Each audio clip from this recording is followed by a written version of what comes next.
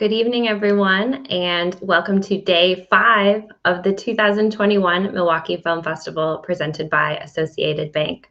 My name is Anna Sampers. I am the Programming Administration Director at Milwaukee Film, and this is the Nightcap presented by the Yabuki Family Foundation.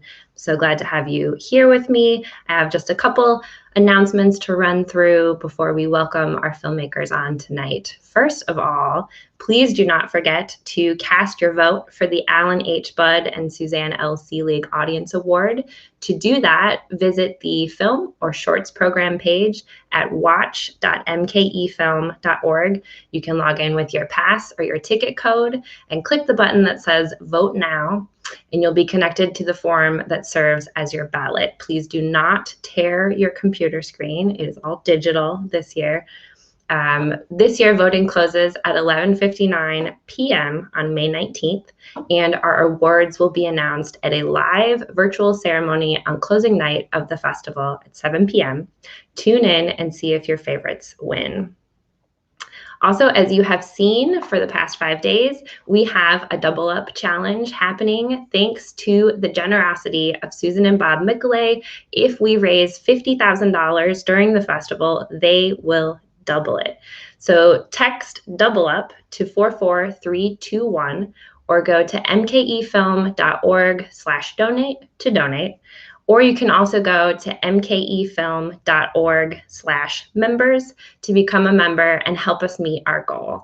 Currently, on day 5, we are just under $23,000, which is almost halfway. So let's keep that money rolling in. We have another 10 days to get there, but we need your help to do it. Also, Milwaukee Film could not do what we do during the festival as well as throughout the year without the support of our members. Members get access to free films throughout the year, discounts on tickets, passes, and more. Plus, our members keep the nonprofit Milwaukee Film going. If you think that sounds appealing, please join us. And if you are already a member, thank you, and help us spread the word. Now, this evening, we are joined by the filmmaking teams from the short film Each Other, Hekademia, and the feature-length film Holy Frit. Wherever you're watching us live, you can drop your questions and comments in the chat or the comments section, and we'll pull them into our conversation. So you can also ask our filmmakers questions. Now, with that, first I would like to welcome to the screen the writer and director from the short film Each Other, which plays in our Midnight Shorts program, Oscar Weimer. Hi. Hi, Anna. How are you doing? Hi. I am doing very well. Welcome. Great to have you here. Yeah, thanks so much for having me. I'm honored to be part of the festival. Thank you very much. Yeah. To kick things off, can you talk a little bit about what inspired you to make this film? Yeah, well, for those that haven't seen my film, it's called Each Other. It features this human body that emerges from a dead tree and embarks on this self-discovery, which brings him into contact with the cow and then a chicken and then this horrifying realization at the end. What inspired me at first was a few things. I'm in Melbourne, Australia at the moment. I made the film last year during quarantine. We had, very heavy restrictions in my area, and that meant that filmmaking was limited to very small crews with social distancing rules and other limitations as well. So that was a starting point. My film only has one person in it. The second sort of thing was I've always sort of been interested in the human body on screen, particularly in ways that are sort of that are sort of desexualized. My film features a naked human form, a naked male, and it was about bringing in those kinds of themes into a sort of horror genre, and also exploring the way that the body kind of can move and bend and can carry emotions in its form without using dialogue. And then also I wanted to play with the sound, basically. My film also features these sort of mechanized, sort of alien animal noises. And I wanted to explore how I could use those sounds to elicit different kinds of emotions and feelings. And that's where I kind of started, yeah. Yeah, great. I mean, you sort of touched on everything that I have questions about, so this is a great way to kick it off. So you mentioned that you shot the film during the pandemic and all of those restrictions, but you were also, it takes place outside, so you were also working with the elements, the weather. You also have animals in your film. Can you talk about what the process of filming was like? Yeah, it was very fun, Anna. I had an absolute blast on this shoot.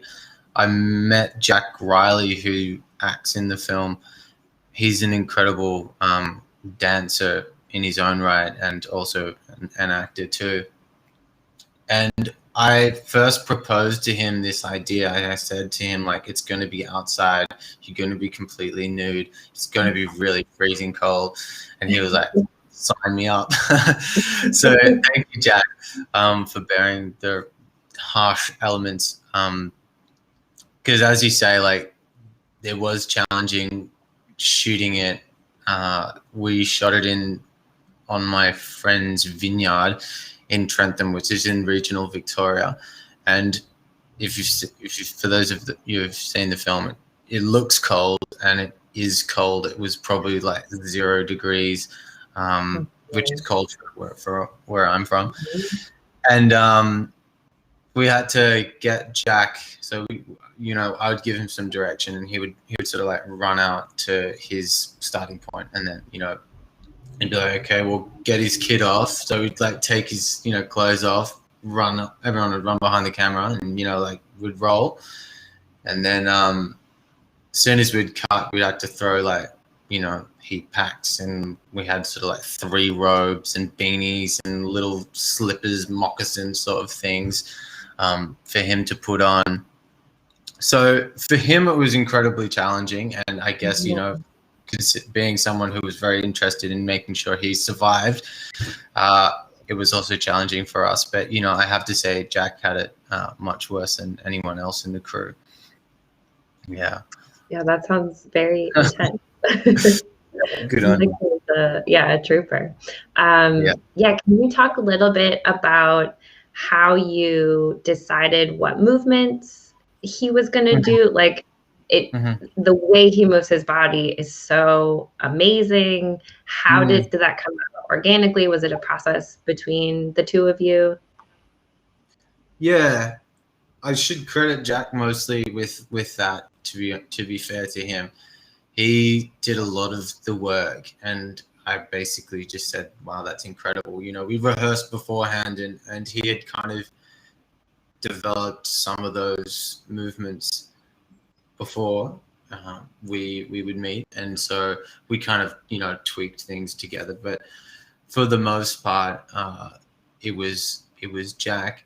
He'd done this kind of work before. He's sort of, as I said, he's a dancer, and he's done sort of nude work, mimicking animals even he'd done previously. So this project was kind of perfect, for him, and he was sort of perfect for the project as well.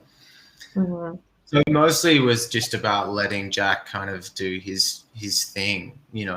As a director, it was one of the easier jobs that I've done because of how amazing he was, to be fair to him. Yeah.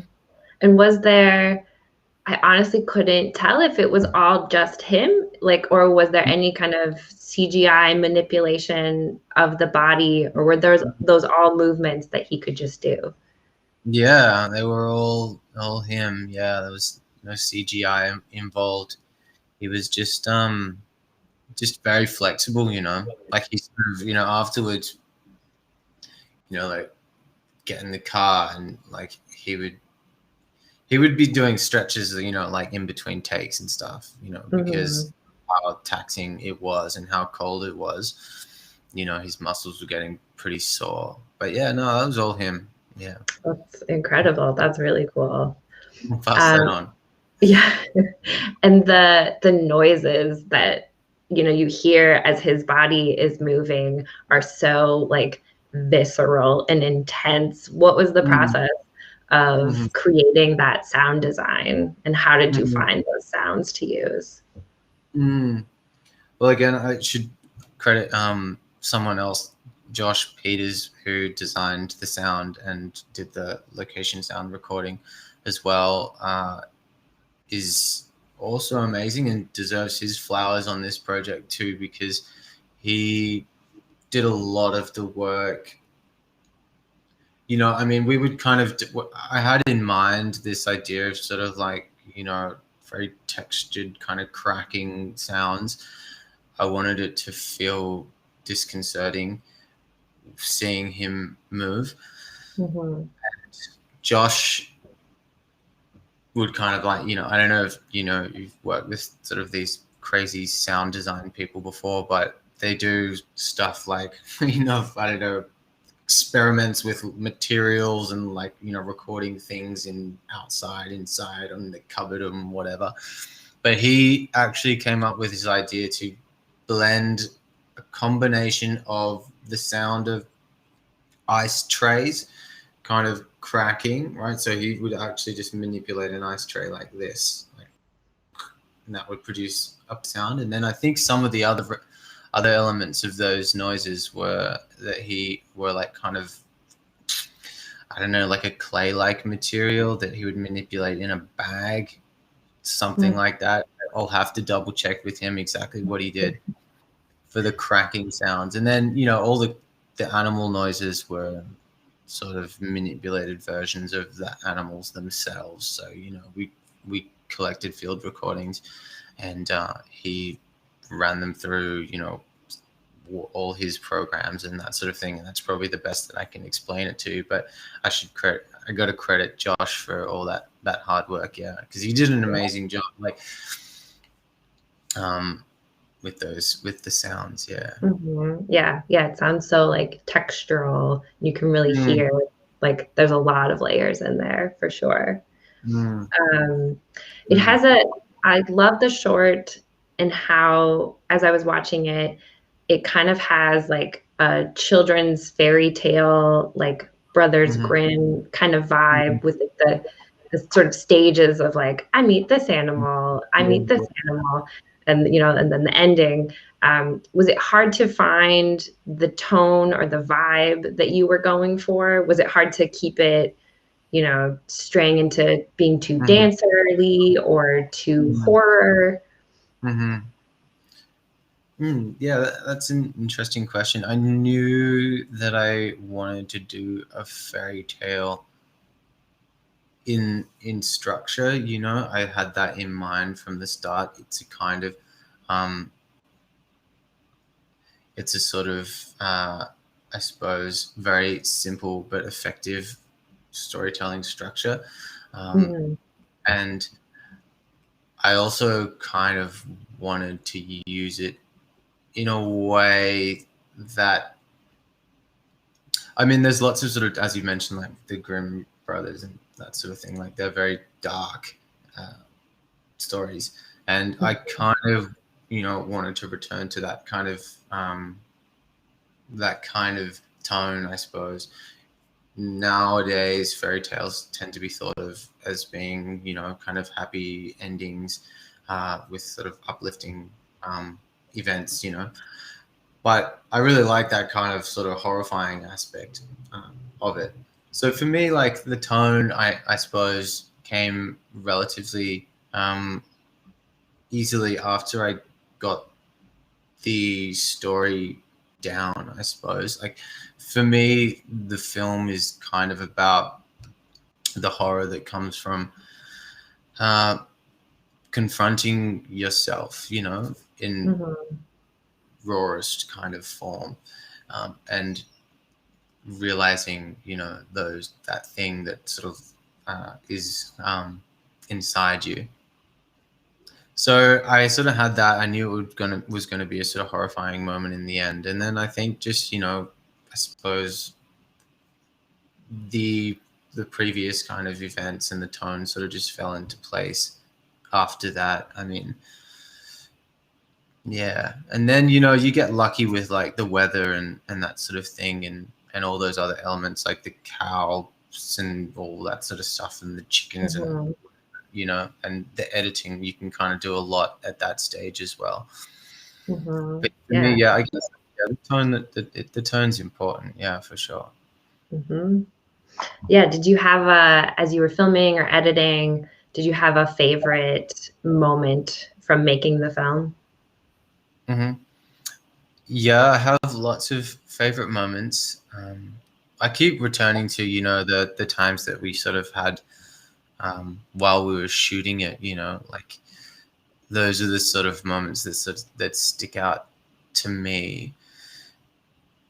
And I sort of think the thing that I sort of take from it, you know, like I learn a lot from this project. I'm studying at film school. This is a film I did as part of the course, my master's. So, you know, I'm just learning, you know, tons. But the final scene where he sees himself and he screams, I'm really Mhm. proud of that, because we did a few takes and they were good, but I I said to Jack, I sort of called him over and I said, I think you can go bigger. I think you can go harder than that. And, you know, Mhm. this is at the end of the day. We shot this in a day, and this was at the end of the day. He was completely exhausted. And he sort of looked at me like, no way, I don't, no way. But I said, no, I think you can do it. You can do it. And he went back and he just went to this extra level, you know, that you can totally see on screen. Mhm. You know, his veins are popping off his head and like it looks like he's about to explode. And I'm really proud of that collaboration because he was happy with it and I was really happy with it, and we wouldn't have got there without each other sort of pushing to that level. So that's the moment that I look back on and think like, well, yeah, that's I'm really proud of that. Mhm. Yeah, absolutely. Yeah, it's such a powerful moment to end on, and like how the sound kind of cuts out and you just all your focus comes on his Mm-hmm. face. It's Mm-hmm. just so intense and like ugh, Mm-hmm. leaves you with chills at the end. Mm-hmm. Mm-hmm. Yeah, Yeah. thank you. Yeah. Yeah, what's next for you? What are you working on next? I'm graduating this year. I'm working on a short film at the moment that's just at the early stages of sort of development, about it's about two brothers who invite a friend over for a sleepover, and they play these games that turn into these sort of sexually charged games and that lead to this sexual assault. And it's about reconciling the relationships afterwards, after that event. So challenging material, Mhm. but I think it's an important story to tell, and I'm super looking forward to getting stuck into the project. Yeah. So that sounds great. I look forward to potentially seeing it one day. Thank you. Yeah. Yeah. Well, thank you so much, Oscar, for joining us and for allowing us to share your film with the Milwaukee audience. Yeah, thanks so much, Anna. Like before, I really appreciate you having me. It's a real honor. I love the festival. You guys are doing an incredible job. It's a privilege to present my film here. Thank you very much. Thank you. And with that, I would like to throw it over to Sanat and Marielle. Hello. Hi, Sana. Would you introduce yourself first? Okay. My name's Sanaa Thomas, and I am a teen screen programmer in the Milwaukee Film Festival. Awesome. And it's an honor to work with you as a teen screen sort of facilitator. I'm Marielle Alschwang. I'm the education manager at Milwaukee Film. And Sana, could you introduce our next guests? Our next two guests are part of our teen screen shorts with the movie Hekademia, I believe it's how it's pronounced. Introducing Gloria Mercer, I believe, and Serena Cross. Nice. Nicely done. Hello. Hello. Thanks for having us. Thank you so much for being here. Yeah, thank you. Yeah. Gloria and Serena, could you please tell us what your roles were in making Hekademia? Sure. Okay, I'll go first and then pass it to you, Serena. Okay. My name's Gloria. I'm a filmmaker from Vancouver, BC, which is located on the unceded territory of Musqueam, Squamish, and Tsleil-Waututh people. I just want to say that really quick. We're in Canada, and I am the writer-director of Hekademia. Yeah, pass it over. I'm Serena, and I'm an actress in Hekademia. I play Cassidy. Oh, I muted. Kick us off with some initial questions. Okay, I guess I'll start kind of basic. Just like, where did the idea for this film come from? so I can speak to that. Yeah, so it's really nerdy. Serena, you can add thoughts after if you want to. It's kind of nerdy, but basically just when I was doing my undergrad, I took a class that it talked about experimental forms of education, pretty in brief, but it was talking about these sort of radical forms of like trying to eliminate power structures in schools. And I found it so fascinating. And they were very popular in the 20th century, or at least they were experimented with. And I was like, what if we applied like a 21st century technological lens to that? So the film is about VR in high school. And I just thought, like, what if there was this school that sort of tried to be utopian, and then it ended up being very unexpectedly relevant to this year, because which is like, we shot it in 2019, so that was not something we expected at all. Yeah, exactly. Okay. Well, yeah. Oh, sorry. You go ahead, Muriel. Oh, okay. Thank you, Sana. Sure, I can take it from, well, not take it from here, but yeah, for those who haven't watched the film, which you absolutely must, yeah, that was one of the questions, was going to be when you filmed it, because there's a virtual school element. I don't know, Sana, if that resonated with you, but it was sort of paradoxical too. I'll try not to like give too many spoilers, but you know, the virtual world in Hekademia is very bucolic, and you know, throughout quarantine, we're, you know, kind of escaping from being on screens all the time and trying to go into nature. How has the past year been for you, you know, both in how audiences have received your film, you know, what were their perceptions of that story, and how have you been spending 2020 as artists and people? Well, Serena, do you want to take a crack at that one, since you're actually like in school right now? Like, Serena is authentically quite young. Like, she's anyway.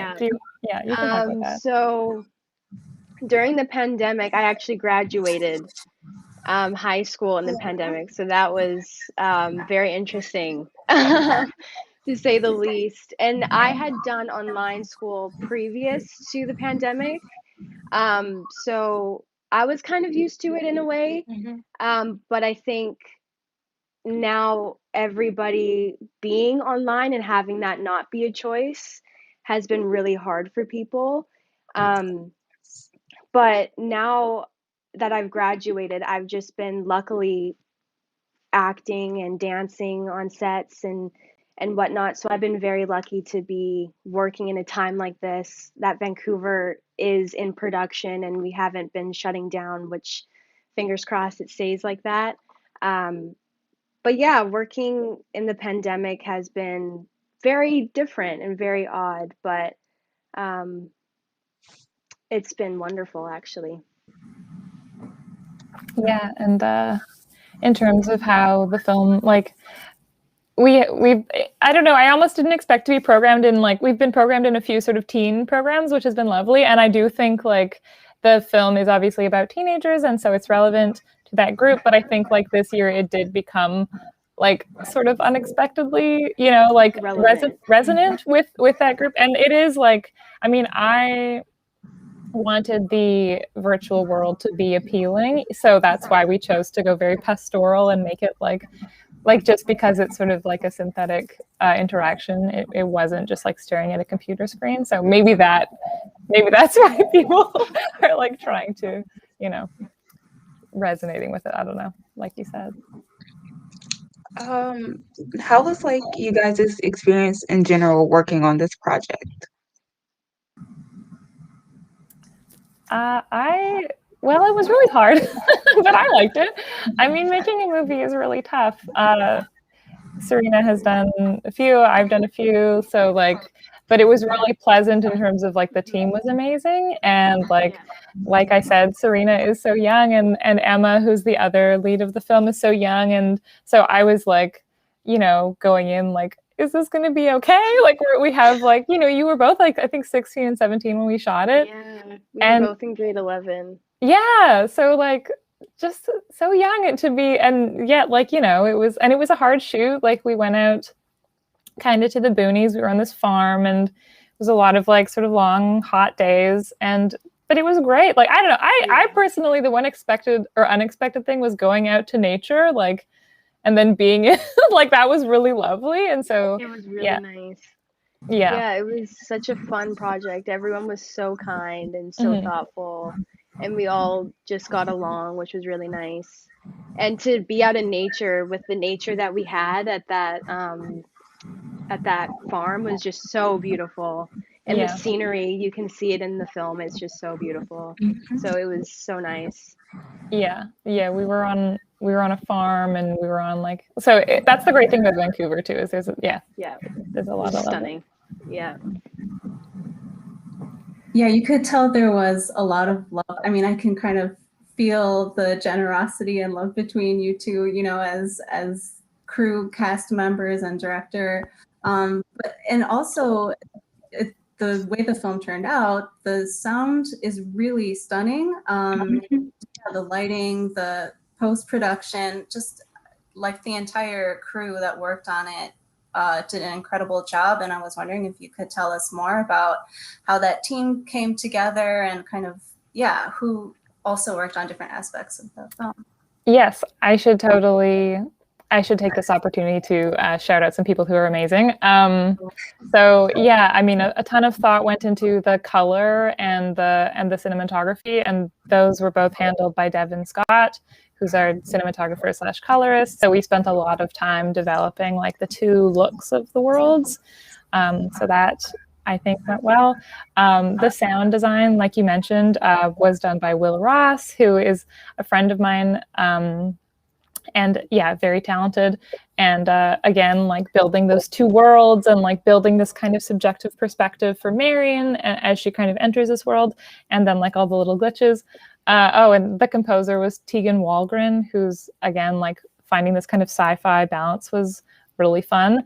And yeah, we had like our VFX. It was really fun for me because I've never done anything sci-fi before. So I was like, oh, and I should thank my mom. My mom made a bunch of the art.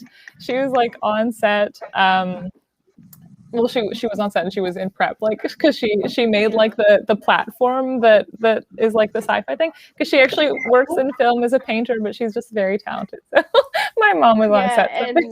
And on the last day, I think she made us chili. It was so cute. Yeah, she Like your did. mom, she made us all chili. It was so adorable. Oh my god, yeah. Yeah. While also being like a painter slash like, Yeah, carpenter. mom of the year. Happy belated Mother's Exactly. Day.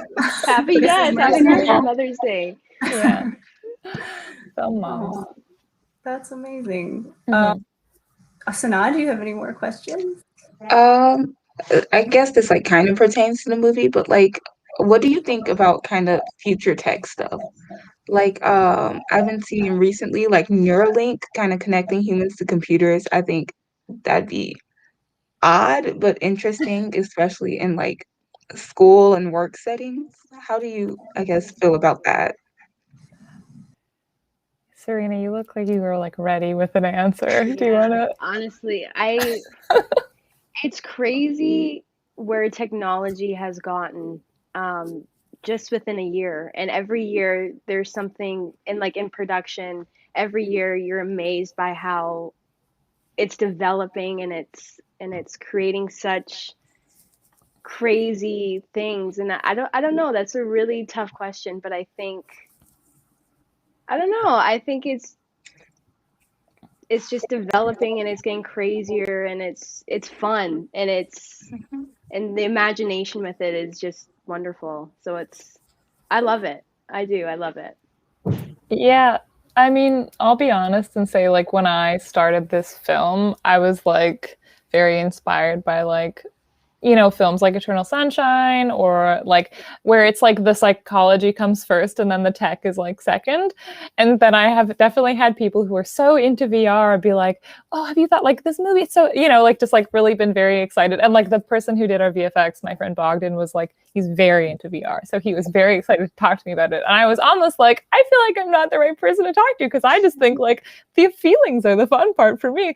But since making it, I mean, it's like, and now after having seen like I mean, I don't know, it's really mixed because like it would be lovely to have a virtual option that was more like Hekademia than like going on Zoom, but also it's kind of terrifying as well because putting computers in brains is really scary and like the melding of computers and sort of relevant to this film, I guess, although I don't want to spoil it. Yeah, but anyway, so that's a great question and I'm probably not smart enough to answer, but it is fascinating.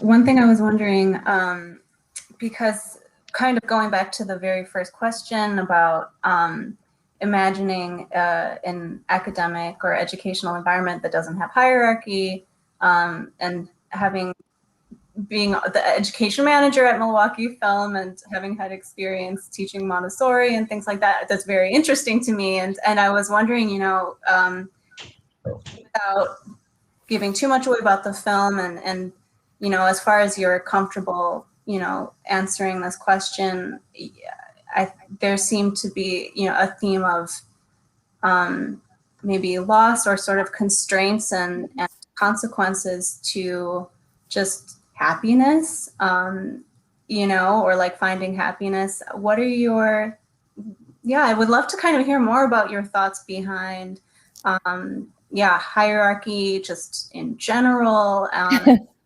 concerning this film specifically.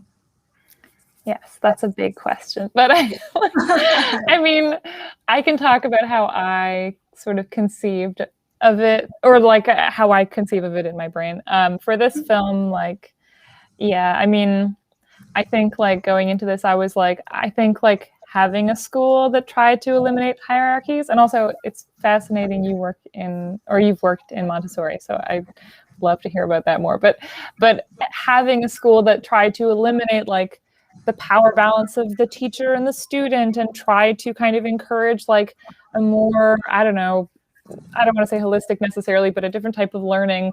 Because I really hated school, like in high school, and like I really struggled with some elements of just the process. So I thought like I found it really interesting to think about how a school might combat that, but also how ultimately it's sort of like how can you have a power-free structure and also like have it just exist? Like, how can it exist and also be created by somebody? I just felt like it ultimately would be fraught and like a little bit doomed to fail in some ways. So that's how I think about the school. I forgot the rest of the question a little bit. I'm sorry. Yeah, I mean, beyond the school and just in general, and I can even, and Serena also, Yeah. I would love to hear, you know, Yeah, Serena, jump in. What emotional depths you plumbed to.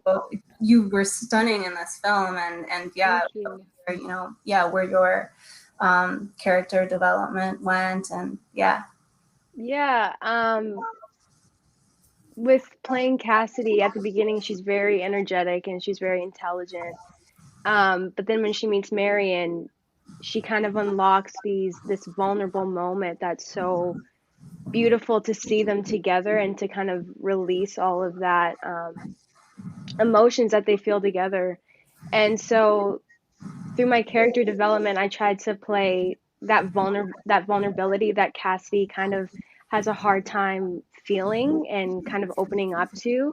And just like every human being, I think being vulnerable is something that is really scary and really hard to do. But I feel like with Marion's character also coming into school, she found such a connection that she's never really felt before. And being out of school with her mom, you can kind of see like that dynamic that they have and the dynamic that she gets when she gets into school. So it's been quite lovely to see each of each other kind of depend on one another and really feel connected in a place that is so virtually different. Thank you. Okay, this question is kind of connected to the last one. Like, what methods do you use or prefer when trying to like develop or become a character? Well, I try to put as much of me into it as possible. I like to kind of feel connected and um, drawn in myself with the character while keeping the character dynamic.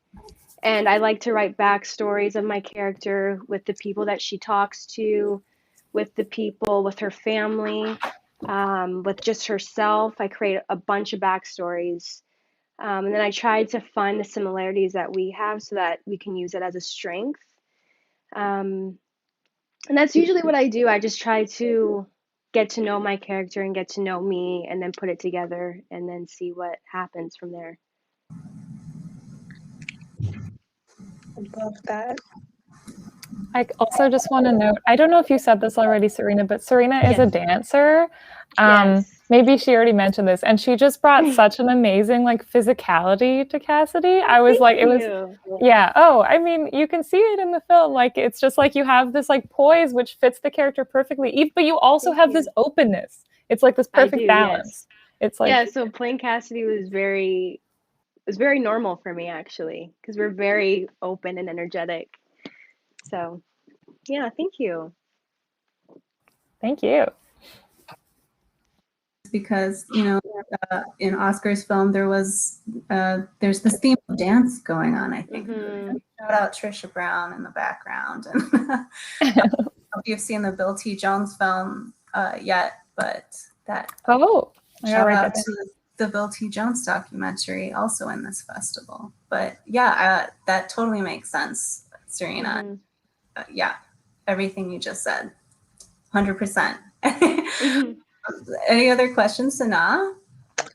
I do not have any more. Okay. I was wondering, you know, because this is a really diverse film. You have a multiracial family and an interracial romance, and I was wondering, you know, like what your, kind of is diversity kind of mission or theme for your work, and what are you know, in addition to hierarchy and things like that, what kinds of motivations do you imbue into your filmmaking work, Gloria? Yeah, I mean, as a filmmaker, like as a white filmmaker, you know, I understand like the privilege that I have.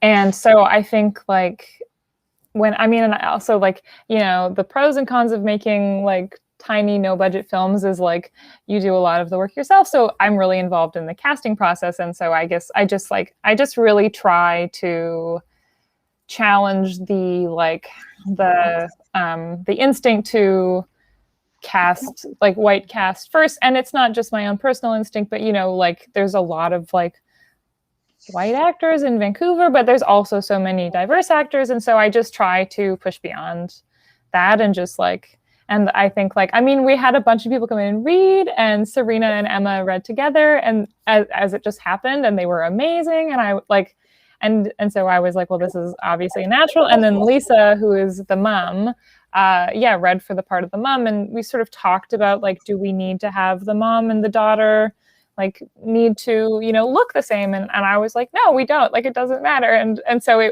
we just cast the best people for it. And yeah. And so it like, to that extent, you know, we thought about it. And when we put out casting calls, we tried to really emphasize, like, we'd like, you know, BIPOC actors to audition for this. And like, we really, really encourage it. And I mean, yeah, that's kind of like my goal is just to try to always challenge first instincts and unlearn personal biases that I may have that are unconscious, and just try to have diverse cast, basically. That's awesome. And yeah. Created. Yeah. And it was great making a movie with a bunch of ladies too. Yes. Yeah. Incredible ladies, definitely. Yeah. And I was really surprised to hear that you aren't a sci-fi filmmaker. You know, but it seems like it came really naturally, or it came together really virtuosically. Is that the right word? Virtuosic? I don't know. But yeah, what's in the works for both of you coming up? What's in the pipeline? Serena, do you want to go? Nothing right now. I just wrapped you just wrapped feature something. film.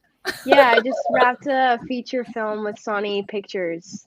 It's called Honey Girls. It was a great experience, great cast. It was so much fun. So I just wrapped that, and then I'm just training and auditioning, and then I have a couple projects coming out in a couple months, so that's exciting. But for right now, I'm just seeing whatever happens and going with the flow. Yeah, what are you talking about? You got nothing. I was so impressed. I have some stuff. I mean, my partner and I are working on a couple of things. We have a short we're trying to make in the summer, which is about a firefighter, like one of the first female firefighters, which I find would be really interesting.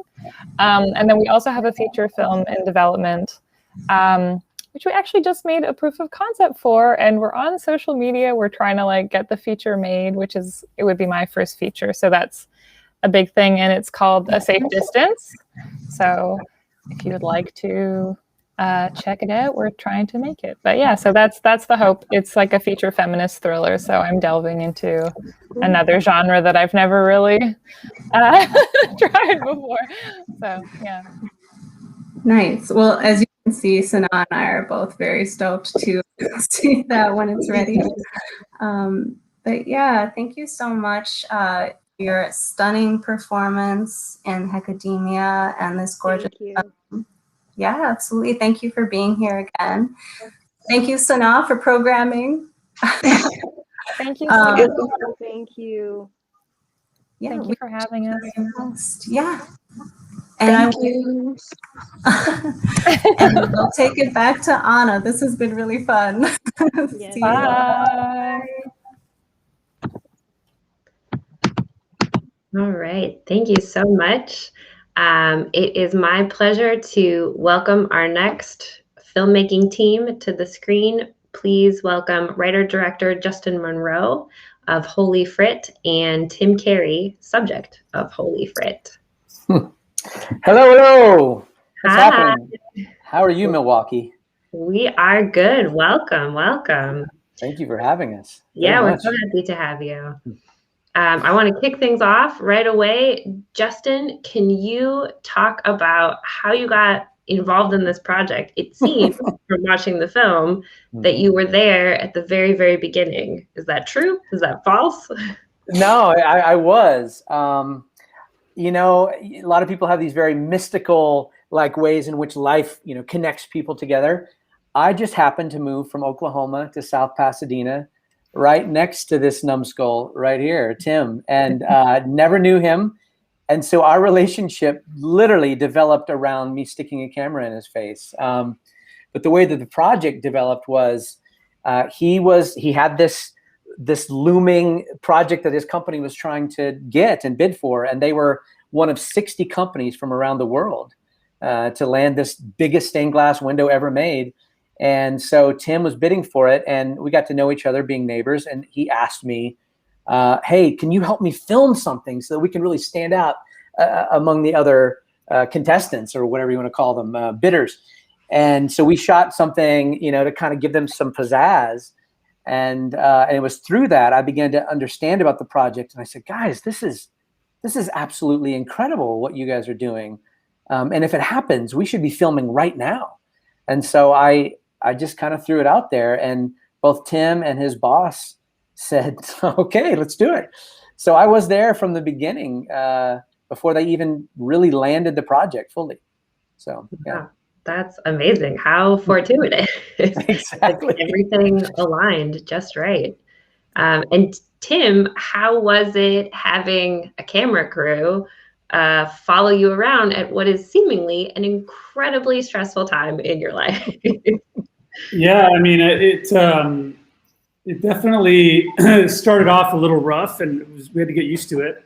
I had to learn how to speak on camera, and I kind of learned early on that when we did our sales pitch thing, that I was not very good at speaking in sound bites, and so I was doing a lot of and you know, I felt very self-conscious about being on camera, because every time I'd see the camera, I'd have to think, okay, how am I gonna appear, and what am I gonna do?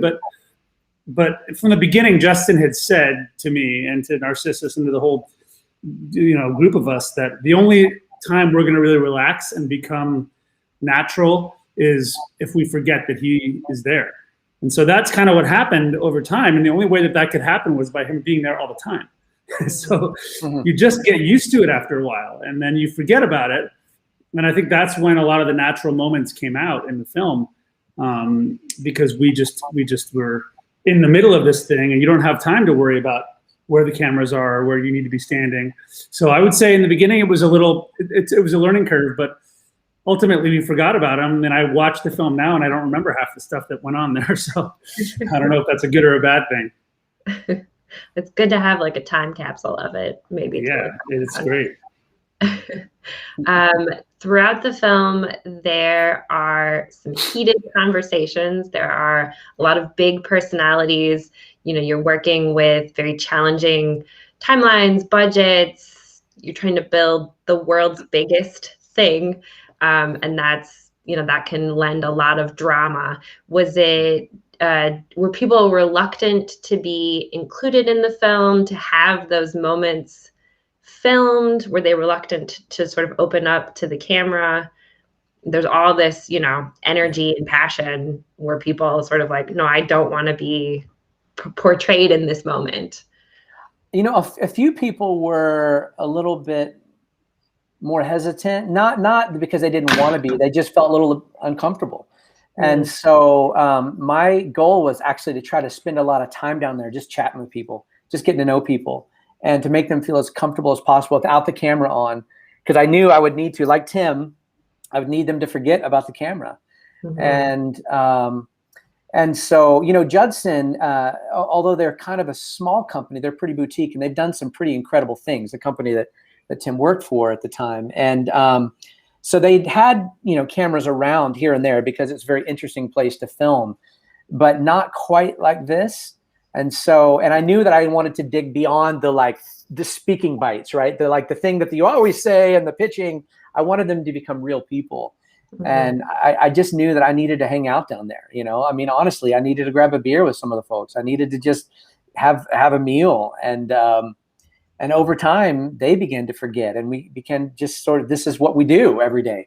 I show up to my work, they show up to their work, and we just hang out, have a good time. And I knew I wanted to spark authenticity, but also like for them to come alive, you know, and you know, hopefully they feel good about it. But I feel like they did. I feel like they all became comfortable, and I was grateful for that. Very grateful. So yeah. I feel like everyone. I think it's kind of rare in a documentary that every person that appears on camera feels like a fully fleshed out character, if you will.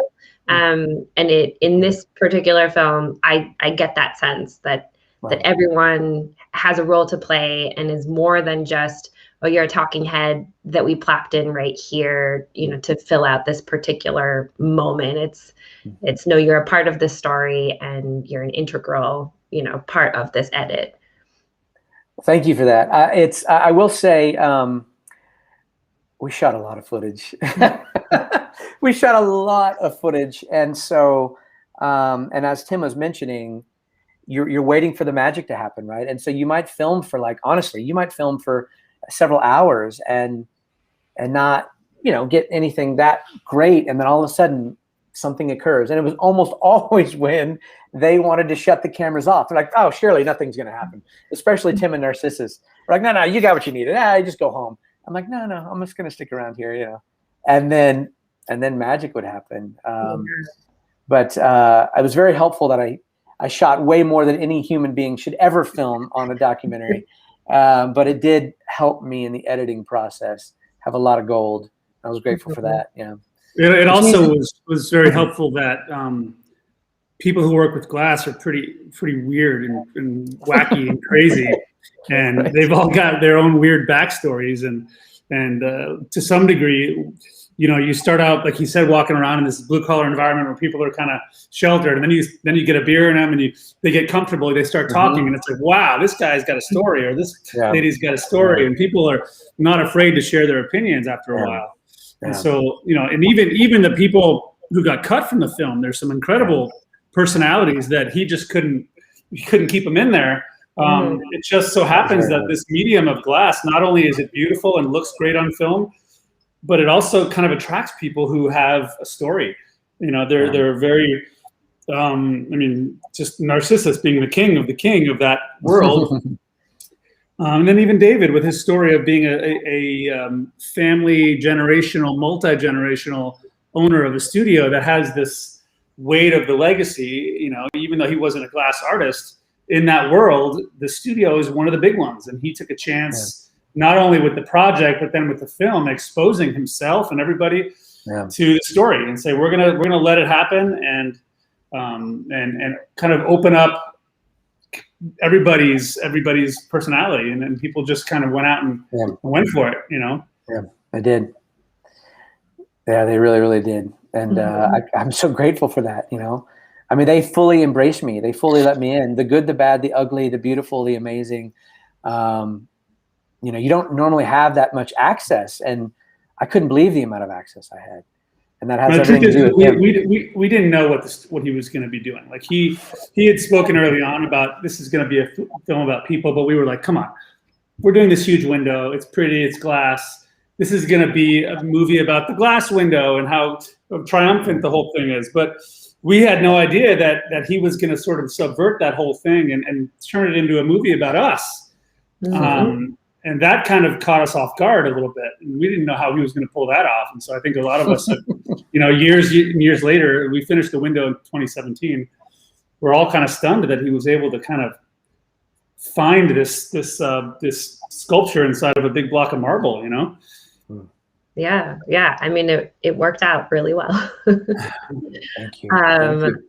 Tim, I am wondering, as I'm watching the film, the first time I watched it, I really went back and forth between, oh, they got this. They definitely can do this. And then the next scene, you know, some problem would come up and I would be like, oh, there's no way they finished this window. You know, we're going to be watching to the end and it's just not going to be done. Was it that same way for you? Was there a moment where during that process, if you can remember, that you said, oh, we got this, we can do this, and we'll do it on time? Or was it always just, fingers crossed, say a little prayer, let's hope it gets done? The film was very accurate in the way it all worked out. The beginning of the project was extremely slow going. It was a learning curve. Narcissus told us early on, he said the first quarter of the project is going to take you half the time. He was he knew what was going to happen, and we were nervous in the beginning. But there's a point in the film, I think it's towards the end, where I'm standing in front of the crew and I'm saying, if we do one panel a day and we got this, I've mapped it all out. That was a year and a half, 2 years into it, that I was like, we can do this. Now that we have this studio, which was a calculated risk, we stopped production essentially for 4 months to build the new studio, knowing that sometimes it's better to put the production aside, build the machine that you need, and then turn the machine on and spit out all the work. And that's what we did. In the beginning, the first 55 panels of the whole window took a year and a half to make. The last 106 took 6 months. So once we started going, I knew we could do it. And, it was 14-hour days, but it wasn't, we weren't running 24 hours. We were doing 20 panels a month in the last 3 months, which was just, it was amazing. We trained our staff, we trained each other, and we did know that we could do it. Of course, every once in a while we'd have a hiccup, like the thing with the green glass, and the bullseye would call us, get your glass order in. So all that stuff really happened. But we also knew ultimately that this was not a church that was going to say, oh, we'll just push it to Christmas. If you don't get it done for Easter, we'll do it in Christmas. They had a plan. They get stuff done. Their production was on time. Their construction was on time. And so we knew that wasn't going to be an option. So if worst would have come to worst, we would have probably had some really, really late, scary nights. But we didn't. We were blessed with good fortune and good health in those last few months. So yeah, I always knew we could do it. Oh, Tim, it's wonderful. It's wonderful looking back. Yeah, I think you went up and down. I think the film's pretty accurate to what you experienced, and there are definitely moments where, and I'm not just trying to elevate the drama, but Tim said, a couple of times, he said, I don't think we're going to make it. And those moments were real. And then something would happen. And so, no, I think we can. But the bullseye thing where it looked like their glass producer was not going to be able to produce any glass for them, that was a completely off the topic, way over their situation. They did not expect. And that was a weird one. That was a very weird one. And Tim's right. I think at one point they were kind of hoping that, making a big building, a lot of times those usually come in way late, right? And you can count on the building process on their end being late. So there were many times where you and Narcissus were saying, look, man, really, there's no way they're going to finish on time. We're going to have plenty of time, but let's keep the message that everything's going to be okay. But in the end, we're going to have more time. And then you realize that Adam Hamilton is at the helm. And that guy does not miss a deadline ever, ever, ever. And they realized that, and they went, "Oh shit, we don't have what we thought we might have." So they had to work their butts off. As he said, 14-hour days was the regular occurrence later in the movie, and I was right there, and they worked long days, days. Yeah. So yeah, it paid off for sure. You mentioned how much footage you shot over the course of several years as this project was happening. Did you, and things kept coming out of left field, did you always know that you would end the movie with the finished product? Or as things were coming up, did you think maybe it's time to call it quits on this project? We have an edit, we have enough drama and excitement, we don't need to go any further because it could drag on for a while. Yeah. What was sort of the process of editing and filming and knowing we have it or we should keep going? That's a great question. Well, I knew that there was in a basic way, there was a 3-act structure. There was the beginning when they land the project, and then there's the making of the project, and there's the finishing. And I knew there was a deadline that they were going to finish. Well, I hope they were going to finish, or they're going to have to deal with not finishing. So I knew that there was going to come a day when they finish, and I had to go at least that far. But the interpersonal dynamics that happened, which was really the thing that drew me in. You know, I mean, I didn't knew nothing about stained glass. And so what drew me in were these characters, these larger than life people. And I was so interested in where they were going. And I knew that dynamics were changing. Tim was changing. The project changed him because it had to. It just was the nature of that sort of thing, the biggest in the world. And he had one of the most famous glass artists teaching him in the world. And we knew he was going to change, despite him even thinking, no, I'm going to be here forever at Judson. And so to me, I was watching that. I knew that the window was always there looming and in the backdrop, but I was watching that relationship, Tim himself, Tim and Narcissus, Tim and David, going, where is this headed? Where is this headed? Mm-hmm. And so when they finished the film, I mean, and actually the drama of Tim sort of like not understanding where his future was headed was all happening right at the end. I mean, really, one of the most intense times Tim was having is going to that unveiling, and he was in a very precarious place in his own brain, and I'm like, this is the story of Tim, ultimately, and so I didn't exactly know, but I knew I needed to ride that wave for Tim to come to some kind of resolution, and so. That's a great question. I think once Tim left, which was, a ways down the line after they had installed, I knew I needed to hang on to see if he was going to resolve that. And mm-hmm. once he decided to leave, I'm like, okay, one way or the other, Tim's resolution has to be the end, which was, again, a year after they installed. So mm-hmm. I continued to sort of film that. Yeah. Yeah, you hung in there. Yeah. Yeah. And Tim, I'm curious, what has it been like running your own studio? It's been everything that you would expect. The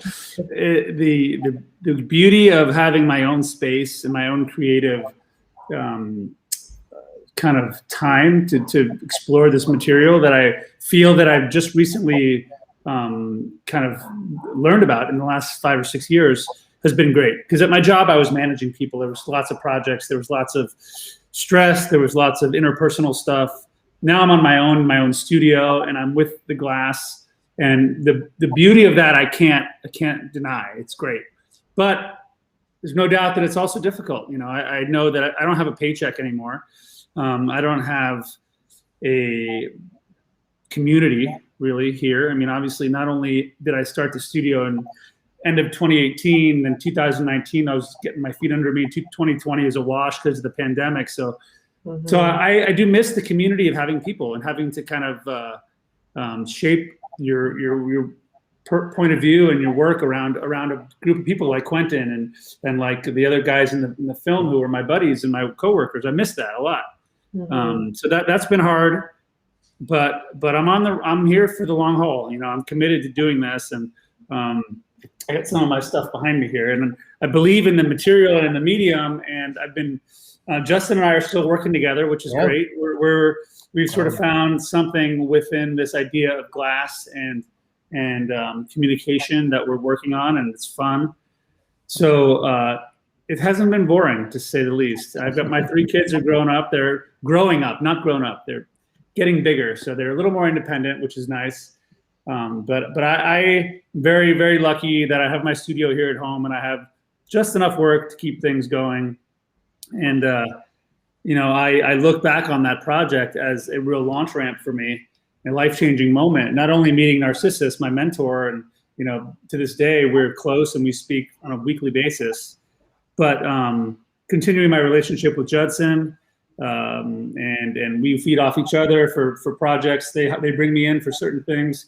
But ultimately, I think once that project ended, I needed to have a little more control over my own destiny. I think that's kind of what it came down to, is that I was sort of launched out into this space that I was either going to be a partner in the studio or I was going to be an owner of my own studio. So I chose this, and I've been happy so far, and I don't know, we'll see where it goes, but I believe in glass. I believe in and what it can do and all the possibilities, big projects, small projects, and blah, blah, blah. So thanks for asking that. It's going good. Yeah, well, that's great. I mean, your work is so beautiful, obviously. Thank you, Hannah. And Appreciate seeing it. the works behind you. So I'm Thank sure you. it will come out. And then my most hard-hitting question, are those speakers still Speakers. in that window? Do you know? Do we have an update? They are still there, unless they've taken them down in the last week. They're still there. And There's been a lot of people who've lost sleep over those speakers. I've watched the film with many, many people, family members and friends and people that I barely know. And, you know, this last weekend we watched it with my friend's mother-in-law. And the next morning she woke up and she said, "Thanks for letting me watch that movie. I didn't sleep all night because of those damn speakers." People really are bothered by that. It's very offensive to people that they would do that. And, you know, I'm going to be totally honest with you, because Justin is a filmmaker and he set those things up. The way that he introduced them was pretty dramatic. And it's not a lie that they're there like two giant Volkswagens in front of the window. That's not a lie. It's true. But I will say, when I walked in there and saw them for the first time, not only was I prepared for that, but I walked underneath them and I was like, okay, I can still see the window. So I'm hedging on that a little bit. But Justin, you can. Tim, I love how he. They're horrible. I love how he looks back on everything and it's like, I was cool and collected. Tim was beside himself when he learned about these things, trying to figure these things out, and still to this day is freaked out. And That's when debatable. when you saw them, you pulled me aside and you're like, dude, I've got to go talk to him. I got to talk to him again. I got to talk to him again. Sure, he's going to. No, I saw them on the rendering. That was not in person. I saw them in the rendering. You're lying. You're lying. I have footage I can show you where you were like pulling me out to the side. It didn't make the film, but absolutely, yes. You were like, I'm going right now to talk to him. I'm like, do whatever you want to do, man. I'm right here. Yeah, you were very bothered by them. They're horrendous. I was astounded. I could not believe it. I think I gasped when I saw that in the film. Why would they do that? Yeah, I mean, they have their reasons. And I mean, you know, despite that one thing, which is a big thing, I've really come to admire them. And I'm not a big churchy guy like that at all. Like, that's just not my bag. And I've come to, despite the fact that they are a mega church and having made that decision, which was insane, I've actually really come to admire the way they do what they do and the good they do in the world, which actually is really significant. So I don't say this as to, like, you know, throw them under the bus or anything, but you know, even their own community, they had issues, real issues. Many people came up to me afterwards and said, "Oh man, we want those speakers to go." And maybe one day they will, but they're not gone yet. But despite that, they are a pretty phenomenal community. So, yeah, there's that thing. Yes. Tim, I'm just realizing you and I are kind of coming in outfit here. I'm just like, I kept looking up going, dude, we're both in a black shirt and a hat. I'm like, I've got my bullseye glass shirt. Yeah, you do. You do. I thought, did we coordinate this thing? Yeah. Anna, can I ask you a question? Yes. Can I ask you a question? How far is Milwaukee from Kansas City? Do you plan on going to see the window? Are you going to go see it someday? I would love to. I had no idea it was a thing. I knew very little about stained glass prior to watching this documentary, and I was just enthralled with the entire process. My breath was taken away when you are showing the different panes, the big reveal and all that stuff. So yeah, I would love to get down there and take a tour. It feels like a once in a lifetime. You know, obviously it's the largest in the world. Yeah. You're not gonna run around and see another one. And it's right in the middle of America. It's right in the middle, so there's a lot of access to it. And if you ever do go, you make sure you let us know, and we'll connect you to the people, because they'll take you back up behind the window. It's incredible to get up right next to it and see the whole thing. So that would be amazing. Amazing. Yeah. Cool. Well, Justin, what's next for you? What are you working on next? You mentioned a little bit that you're still working with Tim. Yeah. You know, I'm not a documentary filmmaker. Like, this is my first. I did a short doc years and years ago. This is my first documentary feature. I've been working on narratives for quite a many year, and I've been sort of teeing up a narrative script I've been actually working on for like 10 years. And I was slated to do that. I was working toward the funding and all that when I ended up meeting this guy, and I realized, oh, I'm gonna have to chase this down, not realizing that it was going to supersede everything that I had going on. I was not a stained glass guy. I knew nothing about it. But our relationship and what, Tim he's such an interesting personality. I love the way he is. He's sort of a paradox in a lot of ways. And we really clicked, and I found that I loved doing documentaries, and I loved working with Tim, and I've come to love glass. And so we started this other business, and we're doing actually right now getting ready to release our first. It's almost like a master class meets a docu TV show. And it was a wild thing. And so we shot that over a couple of weeks and have been filming that, and it's about ready. We've Bullseye, the company that produces the glass, we kind of did it in partnership with them, and it's fun. It's wild. So it's a whole other business, arm that Tim and I are on together that I never expected in a million years. So that's happening. But my hope is I want to do a narrative next. And I've got 2 other doc ideas that I'm pretty excited about. But I really want to do a narrative. I want to get back to where I can sort of shape a scene and from the ground floor, as opposed to wondering what the hell is this thing going to be about, and how am I going to pull together 1,100 hours into 2 hours of a movie? I mean, I usually shoot a lot, but this was insane. So I kind of want to have a script experience again, but I will keep making docs for the rest of my life. I know, because I loved this. So, but Tim and I are going to do our thing, and I'm sure we're going to keep doing these things because it was so much fun and wild. So yeah. Vitrionics is what it's called.